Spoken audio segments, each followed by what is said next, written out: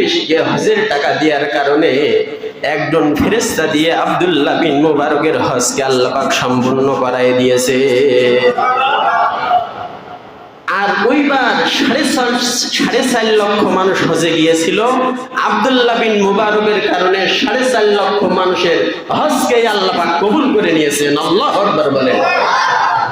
বারবার আপনার হজ করার দরকার নেই। প্রতিবেশী যদি গরিব থাকে, না খেয়ে থাকে, তার পেটে খাবার দেন, আল্লাহ সবচাইতে বেশি খুশি হবে। ঠিক কিনা বলেন? এই আব্দুল্লাহ বিন মুবারক অনেক বড় আলেম ছিলেন। উনি হজে যাবেন, সেজন্য ওনার ব্যাটিং পত্র, টাকা পয়সা যা আছে সবকিছু বানলেন, হজে যাবেন। আব্দুল্লাহ বিন মুবারক হজে যাওয়ার জন্য তিনার ব্যাটিং পত্র যা কিছু ছিল, টাকা পয়সা গুলো তিনি একত্রিত করলেন, একটা টোপলাতে বানলেন, হজে যাবেন। এমন সময় আব্দুল্লাহ বিন মুবারকের ছোট্ট একটা সন্তান ছিল, 7-8 বছর বয়স। এই সন্তানটা প্রতিবেশী একজন বাড়িতে গেলেন, দরিদ্র অসহায় বাড়িতে, যে দেখলেন সেই বাড়ি গরুর গোশত রান্না হচ্ছে। এইটা দেখে আব্দুল্লাহ বিন মুবারকের ওই ছোট্ট সন্তানটা যে ওই অসহায় পরিবারের কাছে তিনি গোশত চাইলেন খাওয়ার জন্য। ছোট মানুষ তো চাবে। যখন চাইলেন, ওই প্রতিবেশী দরিদ্র যারা ছিল তারা তো দিল না। কয়েকবার যখন চাইলো তাও দিল না। না চাওয়ার পরে ওই সন্তান যখন বাড়ি থেকে না যায়, তখন ঘাড়ে ধাক্কা দিয়ে ঘর থেকে বের করে দিলেন।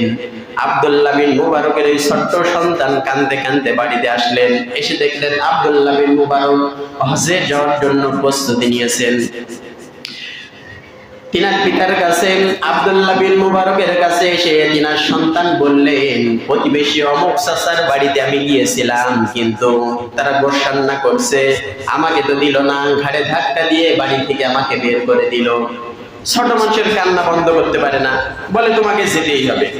সন্তানের অনুরোধে সন্তানের কান্না বন্ধ করার জন্য আব্দুল্লাহ বিন মুবারক ওনার সন্তানের হাত ধরে নিয়ে প্রতিবেশীর বাড়িতে গেলেন। যে সালাম দিলেন, সর্বপ্রথম সালাম দিলেন তার কারণ, কারোর বাড়িতে যদি প্রবেশ করতে হয়, অনুমতি যদি না নেওয়া হয়, সালাম যদি না দেওয়া হয়, তাহলে ওই বাড়িতে প্রবেশ করা যাবে। তার কারণ আল্লাহ রাব্বুল আলামিন বলেন, লা তাদখুলু বুয়ুতান গায়রা বুয়ুতাকুম হাত্তা তা'তানিসু ওয়া তুসাল্লিমুনা আলা আহলিহা। ততক্ষণ পর্যন্ত তোমরা কারোর বাড়িতে প্রবেশ করো না যতক্ষণ পর্যন্ত তোমরা সালাম না দিয়েছো, যতক্ষণ পর্যন্ত তোমরা অনুমতি না পেয়েছো, ততক্ষণ পর্যন্ত তোমরা কারোর বাড়িতে প্রবেশ করা যাবে। এই হুকুম কি মোল্লার না আল্লাহর? জোরে বলেন। আল্লাহ পাকের ওয়াহী। উনি সালাম দিলেন, অনুমতি নিলেন, বাড়ির ভিতরে প্রবেশ করলেন।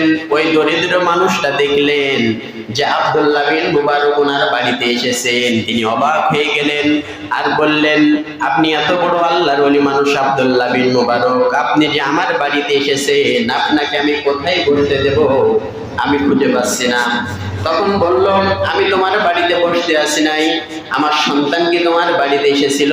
তা বললে, হ্যাঁ এসেছিল। তোমরা গোশত রান্না করছো, 1 পিস কি গোশত চেয়েছিল? তা চেয়েছিল, দাও নাই কেন?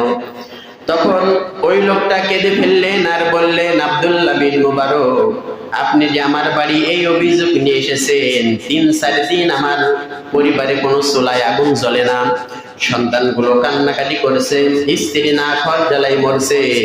সকালে কাজের সন্ধানে আমি গিয়েছিলাম, কিন্তু কোথাও আমি কাজ খুঁজে পাই নাই। তখন সন্তানদের কান্না বন্ধ করার জন্য কি করব, দেখলাম রাস্তার পাশে একটা মরা গরু পড়ে আছে। আমি ওখান থেকে চামড়া ছেলে কিছু গোশত নিয়ে পরিবারে এসে রান্না করেছি।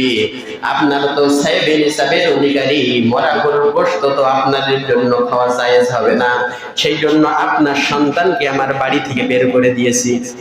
এই কথা বলার সাথে সাথে আব্দুল্লাহ বিন মুবারক যেন মাটির নিচেই পুঁতে গেল।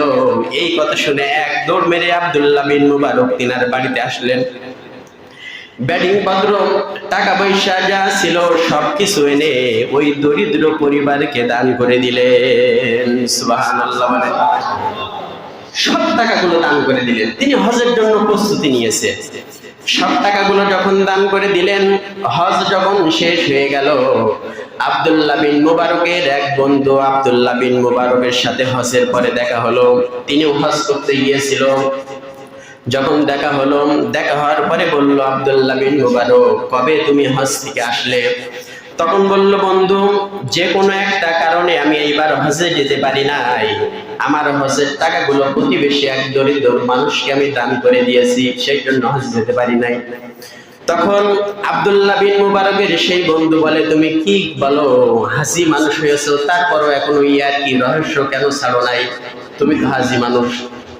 কারণ তুমি যখন কাবা ঘরে তাওয়াফ করো, তখন আমি তোমার দেখলাম তুমি কাবা ঘর তাওয়াফ করছো আমার সামনে। আল্লাহু আকবার বলে।